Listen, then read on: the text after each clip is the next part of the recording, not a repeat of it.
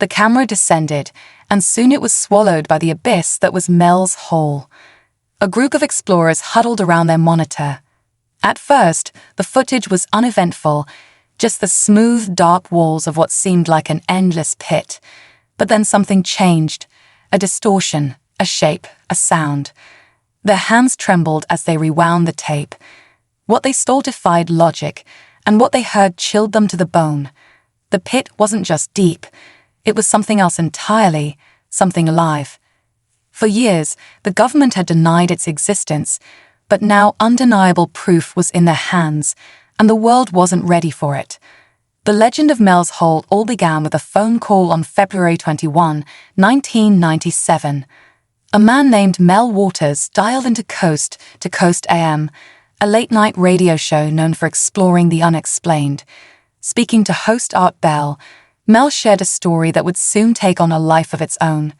He claimed to have discovered an inexplicably deep hole on his rural property near Ellensburg, Washington, a hole that, as far as he could tell, had no bottom. Mel wasn't the first to speak of the pit. According to him, the hole had been there for generations. Local Native American tribes allegedly called it the Devil's Hole and regarded it with fear. The Native Americans avoided it completely, believing it to be cursed, a place where unnatural forces were at work. Legends suggested that objects thrown into it vanished without a trace, never to be seen again.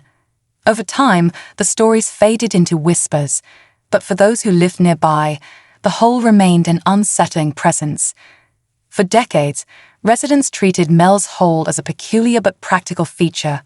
Farmers, ranchers, and even everyday homeowners in the area used it as a dumping ground for old appliances, broken furniture, and household waste. No matter how much garbage they tossed inside, the hole never seemed to fill. Some locals even claimed to have thrown refrigerators, car parts, and massive piles of debris down the pit, yet no one ever heard an impact. There were no echoes, no sounds of objects hitting the bottom, just an eerie silence. More disturbingly, some farmers allegedly disposed of dead livestock there, believing the pit was a convenient way to clear away carcasses. The hole simply swallowed whatever was placed inside. But the most unsettling stories came from pet owners. Dogs, usually fearless, refused to go anywhere near the hole. Some would bark and growl if led toward it. Others cowered in fear and pulled away as if something unseen terrified them.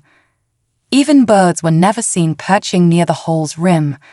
Whatever lay at the bottom, or perhaps what rose from within, seemed to repel animal life entirely. Mel wasn't content with stories and superstitions. A naturally curious man, he decided to test the hole's depth himself. Armed with fishing equipment, he set out to measure just how deep it really was.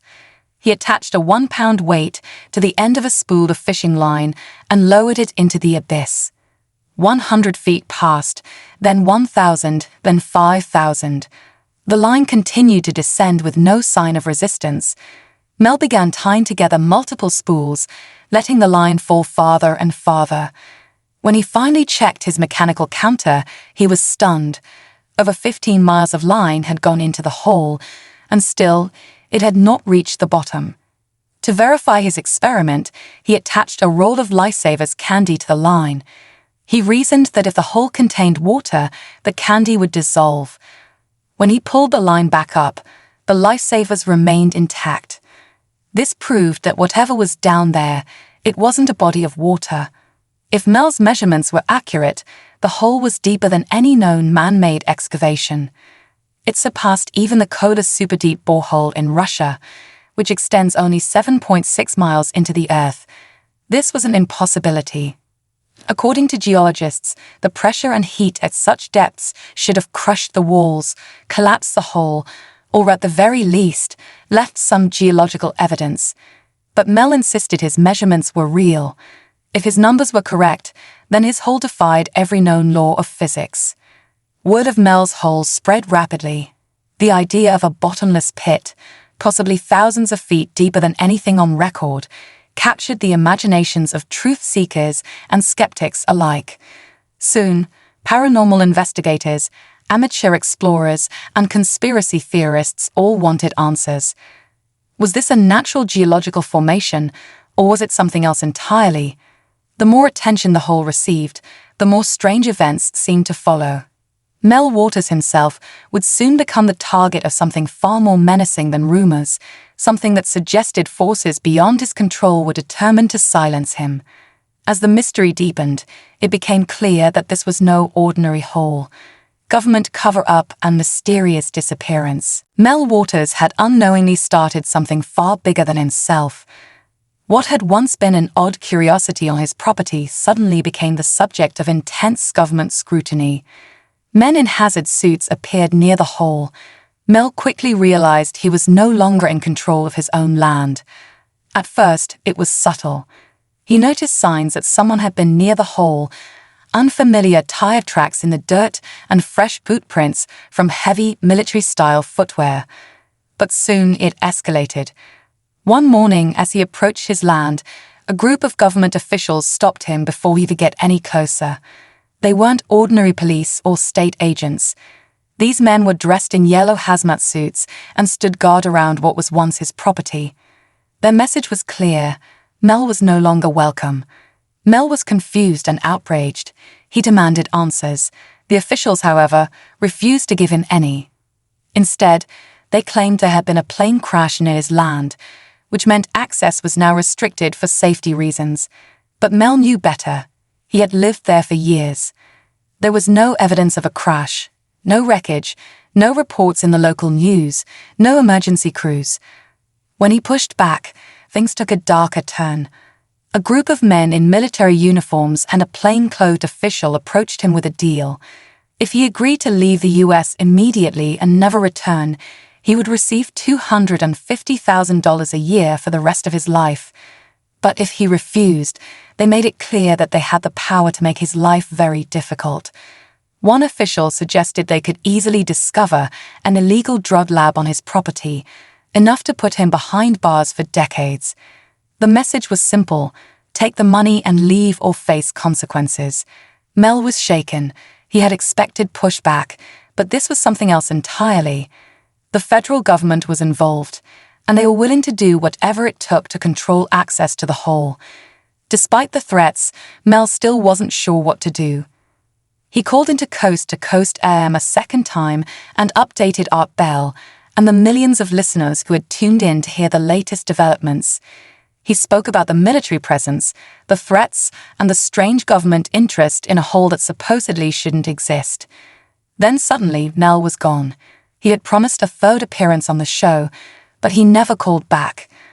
Art Bell's team attempted to reach him, but he had disappeared completely. No one could find him. His phone went silent, his home was abandoned, and then even his land was gone. Shortly after Mel's disappearance, the land where the hole was located was seized by the government. No official reason was given, but all records of Mel's ownership seemed to vanish overnight. Locals who had previously visited the area found it completely off-limits. Armed guards prevented anyone from approaching. Even more unsettling was what appeared in satellite images of the region. Researchers who had been following the story noticed that certain sections of the land near Manastash Ridge had been blurred or censored. It was a chilling confirmation that someone, whether the military, intelligence agencies, or another shadowy group, didn't want people seeing what was there. With Mel gone and the land seized, speculation exploded. Had he taken the government's offer and fled to Australia as they had instructed him? Or had something far more sinister happened? Some theorized that Mel had been silenced permanently. If the government was willing to take over his land and erase his records, it wasn't a stretch to believe they could eliminate him entirely. Others suggested something even more disturbing, that Mel had been thrown into his own hole. If Mel's hole was as deep as he claimed, it would be the perfect way to make someone disappear forever. No body, no evidence, no loose ends. Had he simply been erased, just like the land records and satellite images? In 2002, 5 years after Mel first went public with his story, a group of amateur explorers set out to find Mel's hole for themselves. Another mystery, buried deep in the hills of eastern Washington, kept resurfacing, a bottomless pit said to be a pathway to the paranormal. Cave Evoas Denise Whitaker headed east in search of the hole. Their search led them deep into the forests of Kittitas County, Washington. They hoped to uncover what the government was hiding, but what they found was even more baffling. Despite old maps referencing the area, the hole was simply gone. Had it been covered up, filled in, destroyed? Or was it still there, carefully hidden under government surveillance? The mystery wasn't over, and it was about to take another shocking turn. Explorers returned to Mel's Hole, the camera experiment. Years after Mel Waters' disappearance, the legend of Mel's Hole refused to fade. The government's unexplained involvement, the sudden land seizure, and the eerie accounts from locals only fueled public curiosity. If the hole had truly been covered up, why had they gone to such extreme lengths to erase it? Determined to uncover the truth, a group of amateur explorers and paranormal investigators set out to find the infamous pit once again. Among them were documentary filmmakers, independent researchers, and a handful of thrill-seekers who had spent years following rumors of bottomless pits, government secrets, and strange geological anomalies. Equipped with modern technology, they believed they had an advantage over those who had come before them. If something truly lurked within Mel's Hole, they were going to capture it on film. But first, they had to find it. Locating Mel's Hole wasn't easy. Without an exact map reference, they relied on old interviews, satellite images, and accounts from locals who claimed to have seen or heard stories about the pit before the land was seized. They scoured areas near Manastash Ridge, where the hole was rumored to be. At first, it seemed hopeless.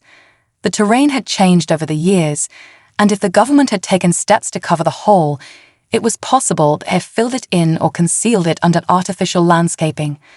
But then, one of the explorers stumbled upon something strange, a patch of disturbed earth, different from the surrounding landscape. The ground felt hollow beneath their feet, almost unnatural. Excited, they began digging. After hours of work, they unearthed a stone-lined opening, just as Mel Waters had described decades earlier. This was it. The infamous hole was still there, hidden, but not destroyed. They wasted no time preparing their equipment. The team rigged a high-tech camera system, complete with infrared capabilities, thermal imaging, and a night vision lens. A reinforced cable was secured to the device to ensure it could be safely retrieved. The plan was simple: lower the camera into the hole, record the descent, and analyze the footage afterward. As the camera began its slow journey downward, the team gathered around a live video feed. They watched as the walls of the pit came into focus. At first, everything seemed ordinary. The stone walls were smooth and strangely uniform, as if carved by something other than nature. There were no signs of plant life, no moisture, no debris clinging to the edges. Then, the camera reached a depth of around 100 feet. Something felt wrong. The temperature readings on the monitor dropped dramatically, far lower than the team expected for an underground space. The infrared sensors struggled to maintain an accurate readout. Still, they pressed on. At 300 feet, the camera captured something unusual. A faint glow flickered in the darkness. It was barely visible at first. The explorers leaned in and watched as the light pulsated, not like a reflection or a natural glow, but something deliberate, almost alive. One of the investigators whispered, asking if it could be bioluminescent organisms. But that didn't explain why the light was appearing in precise, rhythmic patterns. The glow came and went, almost like a pulse. Then movement. A shadow of some sort seemed to pass across the screen. It blocked out the light entirely for a split second before vanishing. The team exchanged nervous glances. They had expected to see rock formations, maybe even a cavernous expansion deeper in.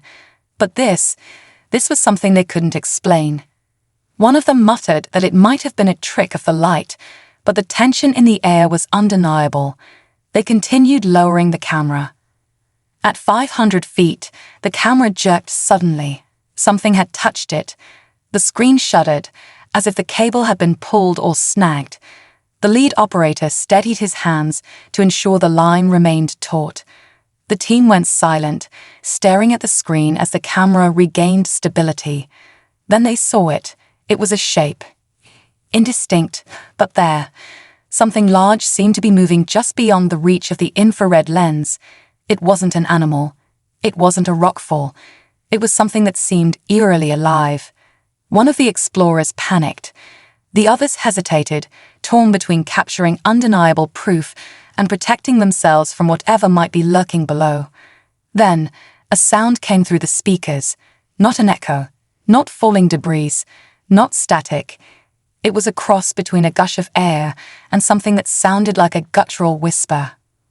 The lead operator hit the retract switch and yanked the camera back to the surface as fast as the winch would allow. The screen flickered. Distortion cut through the video feed as the camera rose higher and higher, racing away from whatever was in the pit. Then suddenly, the screen went black. The footage had raised more questions than answers. Whatever lurked within Mel's hole wasn't just an optical illusion or a technical glitch. The distorted images, the odd sounds, and the strange movement deep within the abyss pointed to something far beyond normal understanding. Theories began circulating almost immediately, and each one was more disturbing and bizarre than the last. One of the most controversial theories was that Mel's hole was not a natural phenomenon at all, but part of a classified government project. Some believed the US military had discovered the hole long before Mel Waters ever spoke publicly, and that it had been used for experimental purposes ever since.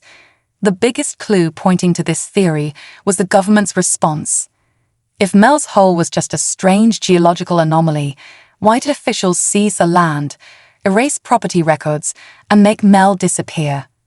Why were satellite images of the area censored? Why were military personnel seen in the region? Some believe the hole might be a failed underground experiment, something so dangerous that the government had to bury all knowledge of it. The theories ranged from a high-energy physics test gone wrong to a deep earth weapons facility. But the wildest turn in this story was yet to come: the sheep and the burning ice. As if the original mystery of Mel's hole wasn't strange enough, things took an even more bizarre turn when reports surfaced about a second hole, this time in Nevada. According to Mel Waters, before his sudden disappearance, he had been contacted by Native American elders who told him of another pit similar to the one he had discovered in Washington. But this one was different. Unlike the original, which was lined with smooth stone, this hole had a strange metallic lining. It was almost as if it had been constructed rather than naturally formed. Mel, along with a few locals, decided to conduct experiments on this new hole to see if it behaved the same way as the original. What they found defied logic, science, and every law of nature. Mel and his team devised a series of tests to better understand the Nevada hole. At first, they threw in small objects, rocks, sticks, and even a few electronic devices. As expected, nothing made a sound when it was dropped.